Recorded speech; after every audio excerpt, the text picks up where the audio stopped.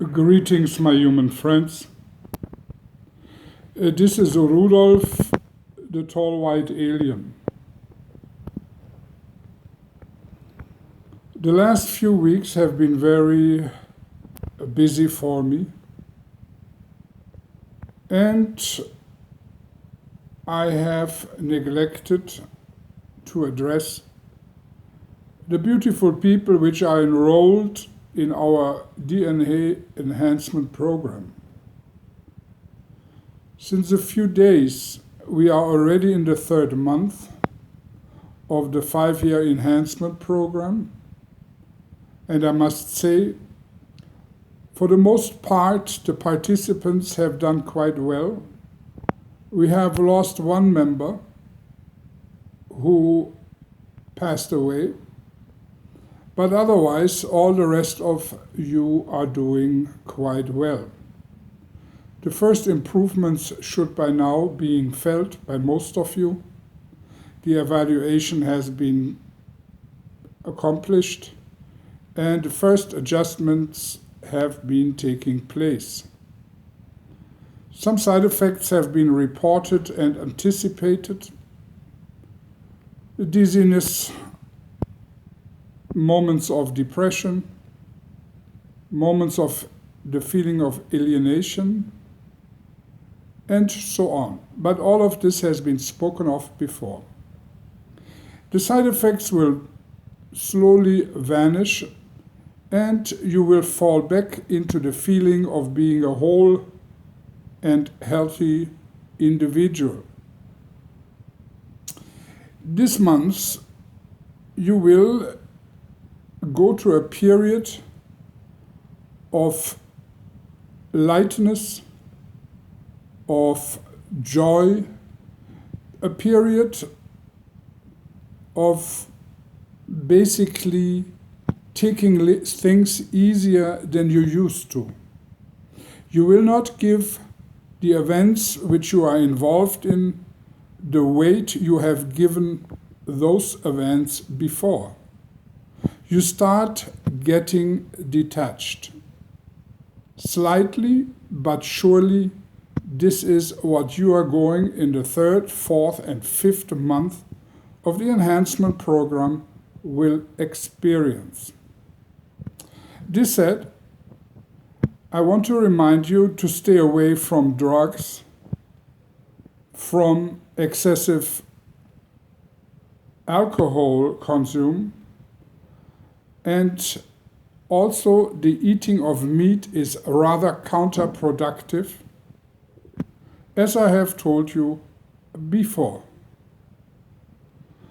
Well, today, after so much work, Carl, my human host, has also the right to enjoy his Sunday, and as I know him, he will spend most of the time sleeping, because lending me his human body and mental brain functions is very tiresome and strenuous to him. I will let him go for today in a few moments, but not without myself remembering my beautiful home planet when I compare it with planet Earth. And the simple way of life we enjoy without any interferences of politically motivated individuals, without the hindrances of borders, restrictions, without the enslavement of a monetary system, the payment of taxes, the necessity to build a dwelling which protects from the outside world and the elements. All these things we do not have to worry on our planet. This is also the reason, my brothers, the sleeper population which the population of my home planet is called, can enjoy relaxing day in, day out on platforms which are open and which the male population lives on. Platforms are spread out over many parts of our planet and are basically quite detached from each other, so that privacy is being guaranteed. Under each platform which is standing on stealth, a female takes its home, and there underneath the platform she spends her spare time to relax when she comes from gathering mushrooms, which she then takes up onto the platform to feed the male, who is spending day and night in a deep trance-like sleep. This is a beautiful relationship even between man and woman, or male and female, harmonic and without any verbal